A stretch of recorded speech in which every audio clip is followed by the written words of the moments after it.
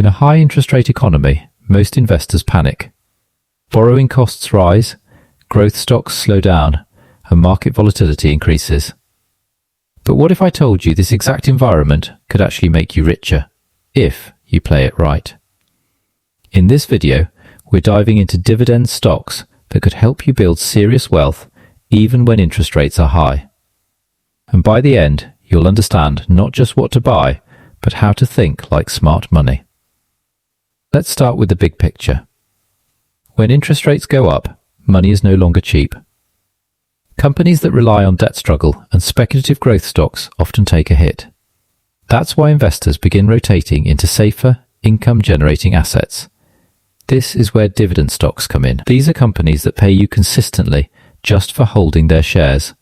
So instead of relying only on price growth, you're getting paid regularly, whether the market is up or down. But here's the key.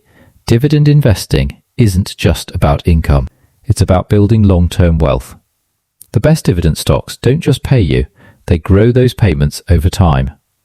That means your income increases year after year, creating a powerful compounding effect. This is why experienced investors focus on companies with strong histories of increasing dividends, not just high yields. Now, let's talk about a common mistake. Many beginners chase the highest dividend yields they can find. It sounds logical. Higher yield means more money, right? Not always. A very high yield can actually be a red flag. It might mean the company is struggling, or that the dividend isn't sustainable. Smart investors look for balance, companies with stable payouts, strong cash flow, and a history of steady dividend growth. So what types of companies perform best in a high-rate environment? First, financial institutions. Banks and insurance companies often benefit from higher interest rates. Second, energy companies. When cash flows are strong, especially in oil and gas, these companies tend to return a significant portion of profits to shareholders.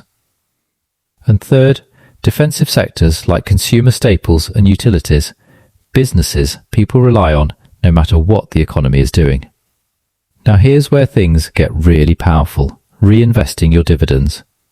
Instead of spending the cash you receive, you use it to buy more shares. That means next time dividends are paid, you earn even more.